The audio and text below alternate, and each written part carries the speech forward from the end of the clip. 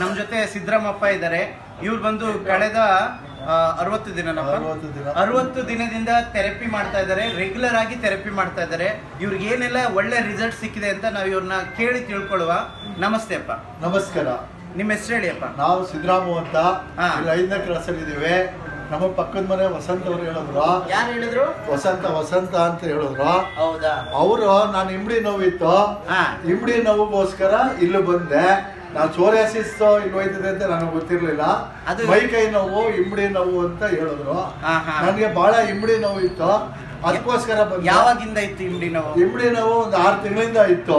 6 ತಿಂಗಳಿಂದ ಇತ್ತು. ಯಾರು ಹೇಳಿದ್ರು ಅಂದ್ರಿ ನಿಮ್ಗೆ? ಈ ವಸಂತ ಅಂತ ನಮ್ಮ ಪಕ್ಕದ ಮನೆಯವರು ಇದ್ರು. ಪಕ್ಕದ ಮನೆಯವರು ಅವ್ರು ಬರ್ತಾ ಇದ್ರು. ಅವ್ರು ನಮ್ಮ ಮನೆಯವ್ರಿಗೆ ಹೇಳಿದ್ರು. ನಮ್ಮ ಮನೆಯವರು ಅಲ್ಲಿ ವಸಂತ ಹೋಯ್ತಾವಳೆ, ನೀನು ಹೋಗು, ಇಂಬಡಿ ನೋವು ಕಡಿಮೆ ಆಯ್ತದಂತೆ, ಅವಳು ಮಂಡಿ ನೋವೆಲ್ಲ ಕಡಿಮೆ ಆಗದೆ ಅಂತ ಹೇಳಿದ್ರು. ಅದಕ್ಕೆ ನಾನ್ ಬಂದೆ. ಸೋರಿಯಾಸಿಸ್ ಇತ್ತು ನನಗೆ.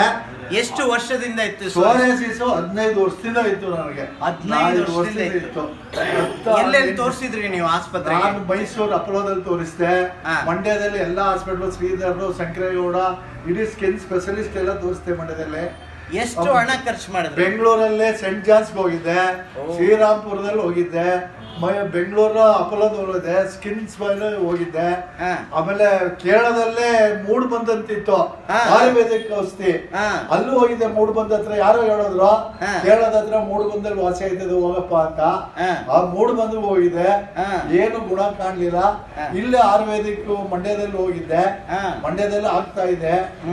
ಇದೆಲ್ಲ ಅಲೋವೆರಾ ಮತ್ತು ಬಾಡಿ ಆಯಿಲ್ ಎಲ್ಲ ಆಗ್ತಾ ಇದೆ. ಸ್ವಲ್ಪ ಕಡಿಮೆ ಆಗೋದು, ಚಳಿಗಾಲದಲ್ಲಿ ಜಾಸ್ತಿ ಬರೋದು. ಇಲ್ಲಿಗೆ ಒಂದು 60 ದಿವಸದಿಂದ ಬಂದೆ.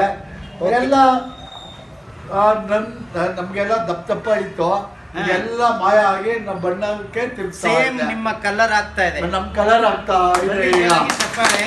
ಇವೆಲ್ಲ ನಮ್ ಕಲರ್ ಆಗ್ತಾ ಇದೆ. ಕೈಯಲ್ಲಿ ಬರುವಾಗ ಈ ಹುಡುಗಿರು ಫುಲ್ ಶರ್ಟ್ ಹಾಕಿ ಬನ್ನಿ